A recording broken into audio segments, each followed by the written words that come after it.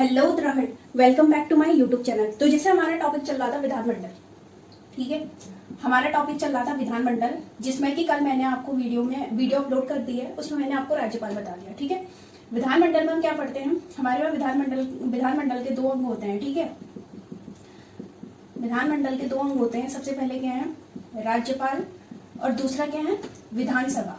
ठीक है, ये चीजें मैंने आपको क्या कर दी है ना, कल मैंने वीडियो अपलोड कर दी जिसमें आपको राज्यपाल पढ़ा चुके हो। ठीक है, और आज हम पढ़ेंगे विधानसभा। विधानसभा क्या है उसके बारे में हम जानेंगे।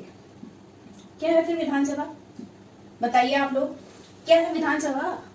ठीक है, कितने आर्टिकल के अंतर्गत आता है, अनुच्छेद 170 के अंतर्गत। ठीक है, क्या लिखा है 170 में, जो विधान परिषद किसमें आता है, जो विधान परिषद है किसमें आता है।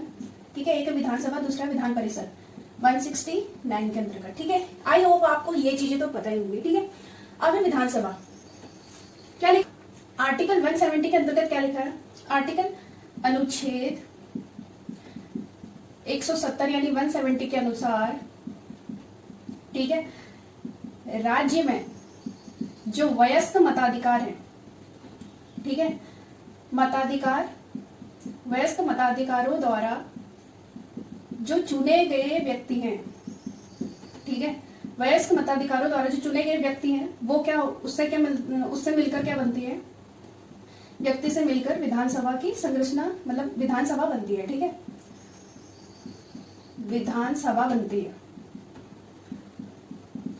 अब देखो संविधान में क्या लिखा है, मतलब अनुच्छेद 170 के अनुसार राज्य में जो वयस्क मताधिकारों द्वारा जो चुने गए व्यक्ति यानी सदस्य हैं उनसे मिलकर क्या बनता है, विधानसभा बनती है। ठीक है, हम विधानसभा किस लिए पढ़ रहे हैं, हमारे पास सिर्फ विधानसभा है, विधान परिषद नहीं है। ठीक है, विधान परिषद वर्तमान में केवल 6 राज्यों में है, और वो कौन कौन से राज्यों में है आपने उसका आंसर कमेंट बॉक्स में बताना है। ठीक है, अगर आप ऑनेस्टली पढ़ाई कर रहे हो तो इसका आंसर आपने कमेंट बॉक्स में जरूर बताना है। तो जैसे अनुच्छेद 170 के अनुसार क्या लिखा है कि राज्य में वयस्क मताधिकार द्वारा जो चुने गए व्यक्ति से मिलकर विधानसभा बनती है। ठीक है, अब क्या है, जो अब आया वयस्क मताधिकार, क्या है फिर ये वयस्क मताधिकार। ठीक है, जो व्यक्ति क्या होते हैं 18 वर्ष या 18 प्लस होते हैं, जो 18 वर्ष से अधिक, ठीक है, वो होते हैं वयस्क मताधिकार। मतलब आर्टिकल, मतलब अनुच्छेद 170 के अनुसार राज्य में वयस्क मताधिकार, मतलब हम लोग, मतलब 18 प्लस जो हो गए, जो वोट देते हैं, द्वारा चुने गए व्यक्ति से मिलकर विधानसभा बनती है। ठीक है, अब क्या लिखा है 170 के अनुसार, आर्टिकल 170 के अनुसार ये लिखा है कि जो ये विधानसभा है ना, ठीक है, आर्टिकल 170 के अनुसार ये लिखा है कि जो ये विधानसभा है इसमें कितने व्यक्ति होने चाहिए, कम से कम, अधिक से अधिक कितना होना चाहिए, अधिक से अधिक कितने संख्या होनी चाहिए इनकी, 500। ठीक है, अधिक से, जो विधानसभा है इसमें अधिक से अधिक, ठीक है, दूसरा पॉइंट क्या है, अधिक से अधिक। पहला पॉइंट मैंने क्या बताया था, आर्टिकल 70 के अनुसार क्या लिखा है कि राज्य के जो वयस्क मताधिकार द्वारा जो चुने गए व्यक्ति हैं, उनको वोट द्वारा उनको चुने गए हैं, उनसे मिलकर क्या बनता है, विधानसभा बनती है। ठीक है, ये चीजें मैंने आपको बताया था। उनके मतलब हमारे द्वारा जो चुने गए जो सदस्य हैं उनसे मिलकर, मतलब जैसे एमएलए होते हैं ना, एमएलए उनकी बात हो रही है। ठीक है, आपको पता है विधानसभा के जो सदस्य होते हैं कौन होते हैं, एमएलए होते हैं। तो मतलब एमएलए की बात हो रही है, तो अधिक से अधिक कितने होनी चाहिए उनकी संख्या, 500 होनी चाहिए। विधानसभा के सदस्यों की संख्या कितनी होनी चाहिए, आर्टिकल 170 में दूसरा पॉइंट क्या लिखा है, उनके सदस्यों की संख्या कितनी होनी चाहिए, 500, या तो अधिक से अधिक कम से कम 500 होनी चाहिए, और सबसे कम से, मतलब अगर कम से कम कितनी होनी चाहिए, 60 होनी चाहिए।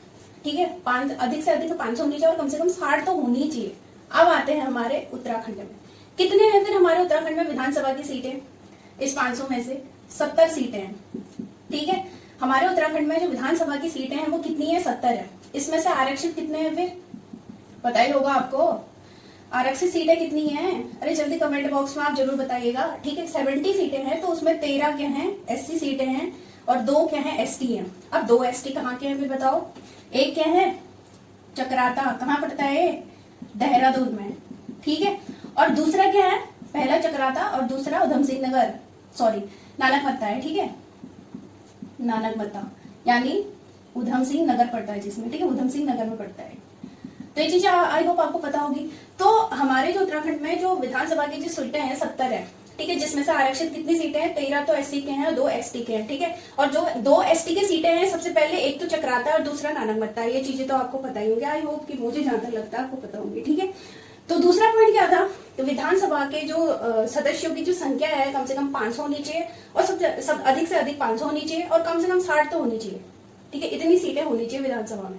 ठीक है, और हमारे उत्तराखंड में कितनी है, 70 है। ठीक है, 70, उसमें से मैंने आपको बताया 13 SC हैं और 2 ST हो गए। ठीक है, आई होप आपको ये चीजें भी पता होंगी। ठीक है, अब क्या होता है कि इनका चुनाव, अब मैं आपसे एक सवाल पूछती हूँ, अगर आपको याद होगा जब मैं आपको पॉलिटी की क्लास पढ़ा रही थी ना, उसमें जैसे हाँ, पता ही होगा आपको कि जो हमारे भारत में चुनाव प्रणाली है कितने प्रकार के, मैंने जो पॉलिटी की सेकंड क्लास है ना, सबसे फर्स्ट वीडियो मेरी पॉलिटी पे ही है, मैंने राष्ट्रपति पढ़ाया, उसके बाद उसके जो निर्वाचित प्रक्रिया है वो आपको बताया।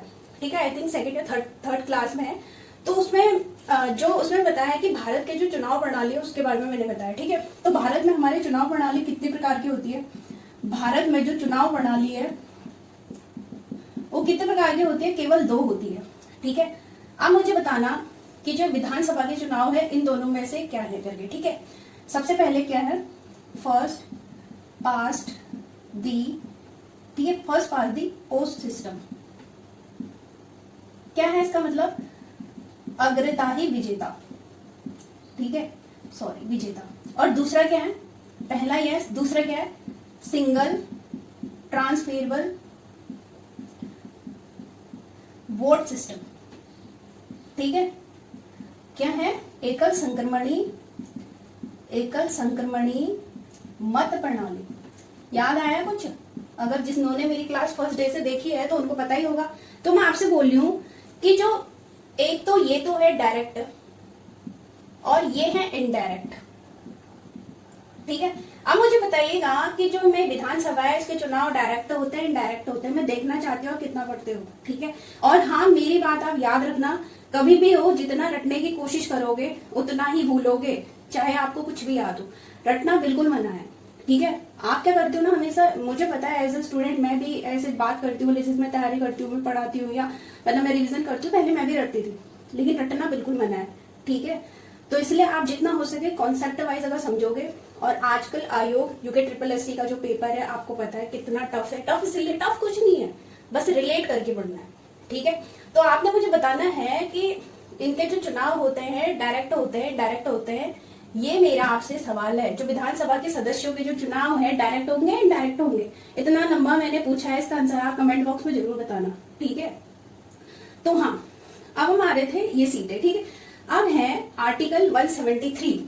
अब हम 170 तो हम पढ़ चुके हैं। ठीक है, ये मैंने एक्स्ट्रा आपसे सवाल पूछा है, इसका आंसर आपने कमेंट बॉक्स में बताना है। अब है आर्टिकल 173। ठीक है, क्या लिखा है फिर 173 में। ठीक है, आर्टिकल 173 में क्या लिखा है, विधानसभा के सदस्यों के लिए जो योग्यताएं वही निर्धारित की गई हैं जो लोकसभा के सदस्यों के लिए। ठीक है, एक हो गया विधानसभा, ठीक है, और दूसरा हो गया लोकसभा।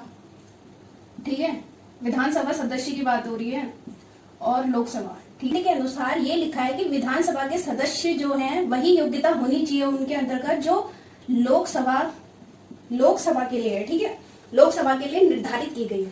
तो लोकसभा के लिए आर्टिकल 173 में लिखा होगा, फिर मतलब आर्टिकल 173 में यही लिखा होगा कि लोकसभा के लिए भी वही सदस्यों की मतलब वही सदस्यता के लिए निर्धारित किए गए हैं जो लोकसभा के लिए। मैं आपको ये बोल रही हूँ आर्टिकल 170 के अनुसार ये लिखा है, तो लोकसभा में कौन से आर्टिकल में लिखा है फिर, लोकसभा के सदस्यों की जो योग्यताएं हैं कौन से आर्टिकल के अंतर्गत है, मेरा सवाल ये है आपसे। ठीक है, आर्टिकल 84 के अनुसार क्या होनी चाहिए इसकी सदस्यता के लिए, क्या क्या शर्तें हैं बताओ। सबसे पहला क्या है, वह भारत का नागरिक हो। ठीक है, वह भारत का नागरिक हो, बताया था ना आपको मैंने ये, ना सॉरी मैंने नहीं बताया था। ठीक है, वह देखो वह भारत का नागरिक हो हर किसी में है। ठीक है, और इसमें भी वही है विधानसभा में। ठीक है, वह भारत का नागरिक हो। ठीक है, और दूसरे में इनकी आयु क्या निर्धारित की गई है, 25 वर्ष की आयु पूरा कर चुका हो। ठीक है, लोकसभा के लिए भी क्या है, 25 वर्ष की आयु पूर्ण कर चुका हो। ठीक है, मैं इसीलिए आपको बता रही हूँ ना, रिलेट करके बता रही हूँ, रिलेट। ठीक है। रिलेट करके मैं एक्स्ट्रा यही बताना चाह रही हूँ कि वैसे तो आप ऐसे ही पढ़ोगे, लेकिन रिलेट करके पढ़ोगे आपको बहुत ज्यादा सही समझ में आएगा। मैंने कहा 173 के अनुसार विधानसभा के सदस्यों के लिए योग्यता निर्धारित की गई है ना, तो वैसे लोकसभा के लिए जो क्या कहते हैं, लोकसभा के लिए जो सदस्यों के लिए जो निर्धारित की गई है वो शर्तें क्या है, वो भारत का नागरिक हो, 25 वर्ष की आयु पूर्ण कर चुका हो।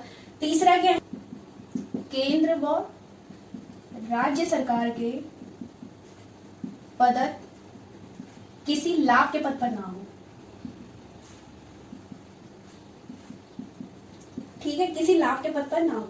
और इसमें क्या लिखा है, जो विधानसभा के जो सदस्य है वो चुने जाने के अयोग्य ना हो, ठीक है, अयोग्य ना हो, ऐसा करके इसमें कुछ पॉइंट्स लिखा है, ठीक है। विधानसभा के जो सदस्य चुने जाने के अयोग्य क्या है, वो ना हो, ठीक है, तीसरा पॉइंट इसमें। तो आई होप आपको समझ में आ गया होगा। विधानसभा हमारी 170 के अंतर्गत है, ठीक है। तो लोकसभा हमारी किस में आती है बताओ, 80 या 81, 81, ठीक है। 81 में क्या है, राज्यसभा, ठीक है। 79 में क्या है, संसद है, पता तो होगा ही। अच्छा हाँ, मैं एक्स्ट्रा बता रही हूँ उससे, हाँ, केंद्र और राज्य सरकार के जो पद किसी के लाभ के पद पर ना हो, अगर मैं आपको बता रही हूँ तो मैंने केंद्र का भी लाभ का पद बताया होगा आपको, कितने आर्टिकल के अंतर्गत आता है, ठीक है, लाभ का जो पद है। और राज्य का भी मैंने लाभ का पद बताया हो, कितने आर्टिकल आता है केंद्र।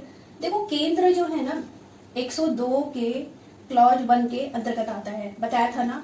और राज्य का कितना था, 191 के क्लॉज 1 के अंतर्गत आता है लाभ का पद, ठीक है।